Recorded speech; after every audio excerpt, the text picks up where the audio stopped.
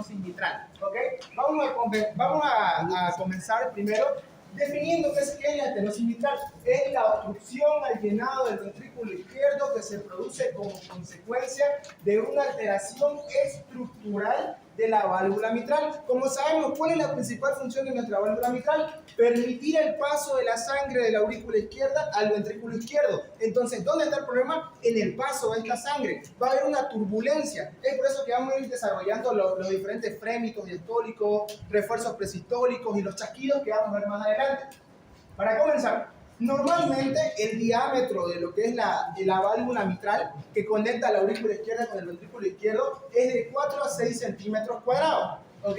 Se habla de una estenosis mitral moderada cuando el diámetro de esta está entre 1.5 a 2 centímetros. Digo leve, perdón, cuando está de 1.5 a 2 centímetros. Ahí tenemos una estenosis leve.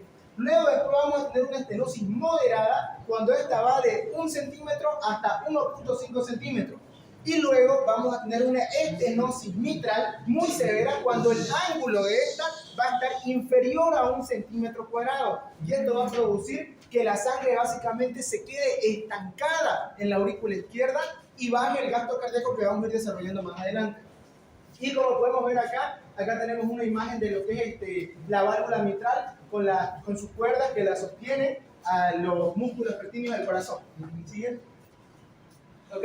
Como podemos ver en los datos acá, según la etiología, tenemos que las principales son la cardiopatía reumática, la congénita, que es una básicamente con la que el niño o el bebé nace, las degenerativas que se pueden dar por medio de la edad y la tumoral. Primeramente definamos qué será la cardiopatía reumática. La cardiopatía reumática básicamente se va a deber al Streptococcus pyogenes o beta hemolítico del grupo A, que es el Streptococcus pyogenes, que causa lo que es la fiebre reumática. A consecuencia de una fiebre reumática mal curada, vamos a tener lo que es una enfermedad autoinmune. En esta enfermedad autoinmune, básicamente, nuestros anticuerpos de nosotros confunden a la matriz del endocardio, del músculo cardíaco, con la bacteria. ¿Y esto qué causa? Que causa que nuestros propios anticuerpos estén destruyendo lo que es la válvula mitral. Es por eso que esta cardiopatía reumática es más que todo una enfermedad autoinmune, en la cual está producida por el ya hecho Streptococcus pyogenes del grupo A o beta hemolítico, el cual va a dar lo que es la cardiopatía reumática, que va a ser a causa de una fiebre reumática mal curada. Luego, como dijimos, tenemos las congénitas, que estas congénitas se van a dar más que todo en el nacimiento, las degenerativas por medio de la edad, ya que con medio de la edad se van a ir estenosando esta válvula fisiológicamente, y luego tenemos lo que es la tumoral, que son unas masas que van a evitar el paso de la sangre de la aurícula al ventrículo izquierdo. Y luego, epidemiológicamente, vamos a tener que 2/3 de los casos afectan más a las mujeres que a los hombres. ¿Esto qué quiere decir? Que las mujeres tienen una mayor predisponencia a sufrir estenosis mitral que los hombres. Luego, el 25% está asociada a estenosis mitral pura. ¿A qué nos referimos con estenosis mitral pura? A esto me refiero básicamente a que la enfermedad se debe únicamente a la estenosis mitral. No hay ninguna enfermedad asociada que esta estenosis. En cambio, el 40% de los casos, gracias a la insuficiencia mitral, la cual ya nos expuso Rolando y estuvo muy bien expuesta, gracias a la insuficiencia mitral, será recién la estenosis mitral. Gracias a la insuficiencia será la estenosis. Es por eso que el 40% de los casos se da gracias a la insuficiencia. Y un 25% de los casos se da únicamente, o sea, no hay insuficiencia mitral. Simplemente se saltó esa etapa y directamente a una estenosis mitral. El 25% de los casos es estenosis mitral pura. No hubo ninguna enfermedad asociada para dar esta estenosis. Y el 40% se debe básicamente a una insuficiencia mitral que conllevó a que haya una estenosis mitral. Y luego vamos a tener que la edad más frecuente de la aparición de estas estenosis mitrales van a ser entre los 30 y 40 años, con una mayor predisponencia a partir de los 40 años. ¿Ok? Luego le vamos a dar un vistazo a lo que es la fisiopatología de esta enfermedad. Un vistazo así rápido. La estenosis mitral, acá tenemos el flujo de lo que es anterógrado y retrógrado. Como podemos ver, la estenosis mitral, cuando hay la estenosis mitral, ¿qué es lo principalmente que va a haber? El llenado ventricular, ¿cómo va a estar? ¿Disminuido o aumentado una estenosis mitral? Disminuido. Disminuido. Por lo tanto, si es que le llega menos sangre al ventrículo izquierdo, ¿ustedes creen que va a poder eyectar más o menos sangre? Menos sangre. Por lo tanto, ¿qué ocurriría con el gasto cardíaco? Disminuye el gasto cardíaco, ¿ok? ¿Y qué es lo que podemos tener? Hipoperfusión, etcétera, etcétera. Hay distintos mecanismos como ser renina-angiotensina aldosterona, los mecanismos del sistema nervioso simpático que van a ayudar a compensar, que, bueno, no viene tanto al caso, ¿no?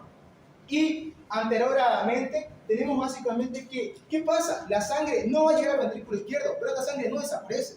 Esta sangre se va a quedar estancada en la aurícula izquierda. ¿Y qué es lo que pasa? Donde hay más sangre, o sea, donde hay más volumen, hay más o menos presión. Más presión. Entonces, aumenta la presión de la aurícula izquierda. Por lo tanto, este flujo retrógrado va a llevar a una hipertensión pulmonar. ¿Por qué? Porque básicamente los vasos que van a estar dando la sangre a la aurícula izquierda van a tener que hacer mucha más presión. ¿Por qué? Porque esta aurícula izquierda tiene más presión. Entonces va a tener que hacer más presión estos vasos que le dan la sangre a la aurícula izquierda para poder vencer esta fuerza. Y es lo que da la hipertensión pulmonar. Y esta hipertensión pulmonar, cuando se da estos casos de hipertensión pulmonar, vamos a ver que lo más característico de esto, a la perfusión, vamos a tener lo que son el pulso sagital, que ya vamos a ir desarrollando más adelante. Básicamente, este flujo retrógrado, cuando va a haber mayor cantidad de sangre en la aurícula izquierda, se va a dilatar. Esta dilatación de la aurícula va a causar una posterior fibrilación auricular, que también puse un electrocardiograma donde vamos a ver una fibrilación auricular, que esta dilatación auricular va a venir casi siempre acompañada de una fibrilación auricular. Y por lo general, cuando hay esta dilatación auricular, hay una predisponencia a formarse trombos. Y estos trombos, básicamente, al pasar de la aurícula izquierda al ventrículo izquierdo, tienen acceso a todo el riego sistémico y pueden llegar al cerebro causando un ACV o accidente cerebrovascular. ¿Ok? Siguiente diapo. Muy bien. Acá tenemos las manifestaciones clínicas que vamos a ver en un paciente con una estenosis mitral. Para comenzar, como podemos ver, tenemos una fascia mitral. Esta fascia mitral, ¿cómo vamos a caracterizar la inspección al paciente? Para comenzar, va a tener Rubiquin D a nivel malar y a nivel nasal. Principalmente eso es lo que vamos a identificar en el paciente con estenosis mitral. Rubiquin D a nivel malar y a nivel nasal. Disnea. ¿Por qué va a tener disnea este paciente? Es la pregunta. Va a tener disnea por el flujo retrógrado de la aurícula hacia atrás, hacia la parte derecha del corazón, porque la sangre está yendo, no está yendo retrógradamente, no anterógradamente. Anterógrado quiere decir retrógrado inverso. Entonces el flujo está yendo retrógradamente de nuevo a la parte derecha del corazón, y es por eso que se produce disnea. Ahora, ¿por qué se da la hemóptisis? La hemóptisis se da principalmente porque, ¿cómo va a estar la presión en los capilares pulmonares? ¿Aumentada o disminuida? Aumentada, ¿no? Por lo tanto, como va a haber tanta presión en estos capilares pulmonares, va a llegar un punto donde estos van a sufrir ruptura y se van a romper. Y al romperse, ¿qué van a liberar? Sangre y van a causar lo que es la hemóptisis. ¿Por qué? Por aumento de las presiones de los capilares pulmonares. ¿Ok? Luego, embolia, por el caso de émbolos y trombos que ya vamos a ver más adelante. Y luego vamos a ver las palpitaciones. ¿Por qué palpitaciones? Porque básicamente cuando la sangre se queda estancada en la aurícula izquierda, ¿qué causa? Que ésta se dilate. Y al dilatarse esta aurícula izquierda, básicamente va a sufrir mecanismos compensatorios en los cuales el sistema de conducción se va a tratar de adaptar y va a causar nuevas arritmias. Va a causar lo que son las palpitaciones. ¿Ok? Luego vamos a tener la fatiga e imposibilidad al esfuerzo. ¿Por qué? Porque si baja el gasto cardíaco, va a llegar menos cantidad de sangre a todas las partes del cuerpo y por lo tanto se va a ver limitado a poder realizar actividades cotidianas como subir las escaleras, tal vez practicar algún deporte, etc. Entonces va a estar fatigado y va a tener imposibilidad del esfuerzo. Ahora, ¿por qué edema, hepatomegalia, derrame pleural y ascitis? Básicamente estas cuatro de acá son patologías secundarias a una insuficiencia cardíaca derecha. ¿Ok? Como va a haber una hipertensión pulmonar, esta tiene gran predisponencia a afectar a la parte derecha del corazón. Y cuando se afecta a la parte derecha del corazón, vamos a tener estas cosas acá, que son hepatomegalia, derrame pleural, ascitis, que va a ser una cantidad de líquido seroso en la cavidad peritoneal, y edema. Y luego vamos a tener disfonía o signo de Ortner. ¿Por qué se da esta disfonía o signo de Ortner? Porque cuando se dilata la aurícula, esta va a poder estrechar a lo que es el nervio laríngeo. Básicamente se está dilatando la aurícula, está creciendo y va a estar apretando al nervio laríngeo. Y al apretar al nervio laríngeo vamos a tener este signo de Ortner. ¿Ok? Luego, ¿por qué tenemos disfagia? Esta disfagia la vamos a tener a causa de que también como se está dilatando esta aurícula va a poder hacer presión sobre el esófago. Y luego vamos a tener colapso pulmonar izquierdo. ¿Por qué se hace colapso pulmonar izquierdo? Porque básicamente tenemos los dos bronquios, ¿no? Cuando la aurícula izquierda se está dilatando, por lo general, el bronquio izquierdo es oblicuo. Por lo general, el bronquio izquierdo es oblicuo. Y el bronquio derecho es como que más vertical. Más vertical. Entonces, como va creciendo, se va a ir dilatando la aurícula izquierda, en vez de hacer de su forma oblicua normal del bronquio, se va a ir horizontalizando. Se va a ir horizontalizando. Ya no va a estar oblicuo, va a estar más horizontal. Por lo tanto, nos puede dar un colapso. Colapso pulmonar izquierdo. ¿Ya? Eso puede dar un colapso pulmonar izquierdo. ¿Por qué? Porque normalmente el bronquio izquierdo va a estar más oblicuo y el bronquio derecho va a estar más vertical. Y cuando se está dilatando esta aurícula izquierda, en vez de hacerlo oblicuo, que es de esta forma, lo va a ir horizontalizando. Y esta horizontalización del bronquio izquierdo va a dar colapso pulmonar izquierdo a causa de la dilatación auricular izquierda. ¿Ok? Luego, lo que es la palpación, vamos a ver que el pulso arterial puede estar normal o puede ser que la amplitud esté disminuida. ¿Ok? El pulso venoso puede estar normal y una onda A aumentada tiene el signo de Evans. Esta onda aumentada quiere decir una contracción más poderosa de la aurícula. Luego tenemos a la palpación, intensidad del primer ruido y frémitos diastólicos y un latido sagital. Este latido sagital básicamente, ¿dónde lo vamos a ver? Lo vamos a ver más que todo en el segundo ruido cardíaco. En el segundo ruido cardíaco. Pero esto se va a presentar más que todo en pacientes que tengan una hipertensión pulmonar, o sea que su estenosis les dio una hipertensión pulmonar. Si es que su estenosis mientras no les dio una hipertensión pulmonar, no van a presentar este latido sagital. ¿Ok? Pero por lo general lo que tienen todos los pacientes con estenosis mitral es una intensidad del primer ruido. ¿Ok? Luego la auscultación, vamos a escuchar retumbos, soplos diastólicos con refuerzo presistólico, una R1 fuerte y un chasquido de apertura después del R2. Esto quiere decir, después de que se hayan cerrado las válvulas sigmoideas, cuando se vuelvan a abrir estas válvulas, se va a escuchar un chasquido de apertura, después de que se hayan cerrado las válvulas sigmoideas. Y una duplicación del segundo ruido. Como en mnemotecnia tenemos RU, FU, TATA. RU significa el retumbe, FU del soplo diastólico con fuerza presistólica, R1 fuerte T, y luego duplicación del segundo ruido, TATA. Para poder acordar. ¿Ok? Siguiente. No, ese es el. Así es. Ya, acá podemos ver un electrocardiograma de un paciente con una estenosis mitral. Como podemos ver, ¿qué es lo más característico? Principalmente nos tenemos que dirigir a la derivación de Do. En la derivación de Do se ve más notorio que hay la onda P, va a estar más prominente la onda P. Y vamos a ver en B1 una onda P bimodal. Una onda P bimodal. Y aquí vamos a ver una onda P más pronunciada, básicamente. La contracción va a estar aumentada. Y acá en el B1 vamos a ver una onda P bimodal.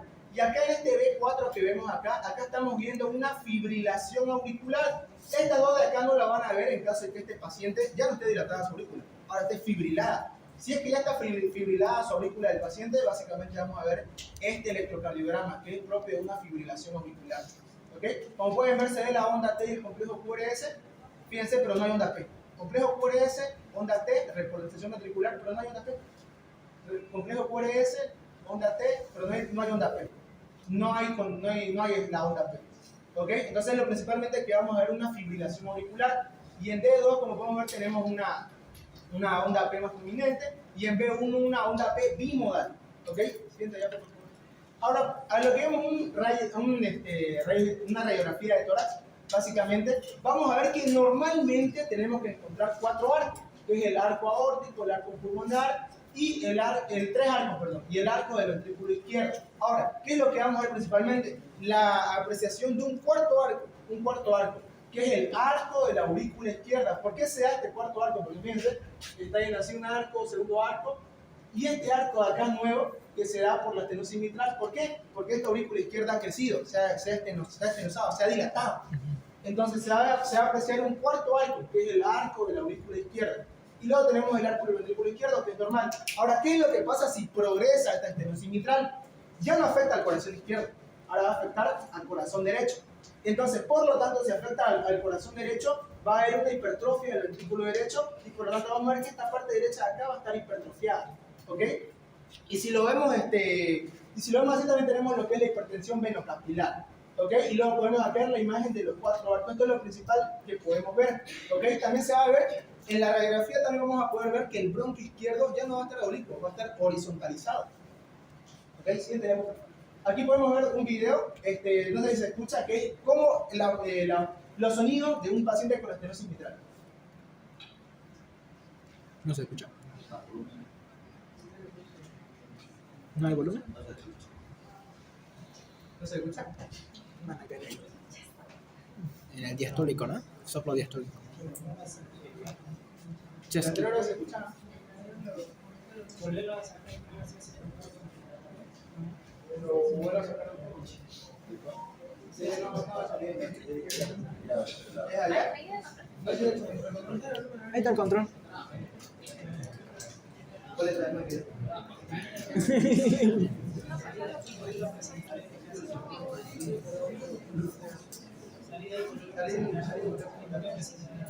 Bendición. ¿Eh? 8.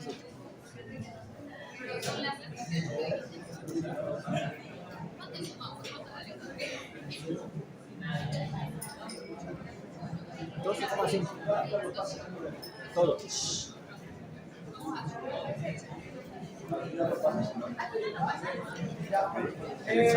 final lo pasa entonces, es un sonido peculiar, voy a pasar la diapositiva al grupo, siguiente diapositiva. Acá también, bueno, aquí les quería mostrar más que todo, vamos al video. Miren cómo está básicamente el electrocardiograma de este paciente. Y acá podemos tener un primer ruido brillante, el cual se apreciaba en lo que es en el video. Y luego vamos a tener una sístole limpia. ¿Ok? Por eso estoy siguiendo el video, pero no se escucha el sonido. Y básicamente, segundo ruido desdoblado por chasquido, de apertura del chasquido del que les hablé. Después de la R2, se va a escuchar un chasquido cuando se vuelve a abrir. ¿Ok? Y el soplo diastólico, que es como un retumbo, que es lo que ya vimos en la diapositiva igual, el retumbo. Y luego un reforzamiento que es presistólico de soplo. Y luego un reforzamiento presistólico de soplo que podríamos apreciar si estuviera sonido. ¿Ok? Y también podemos hablar de las distintas maniobras, pero eso es todo más de ahí. Espero que les haya gustado y gracias por estar.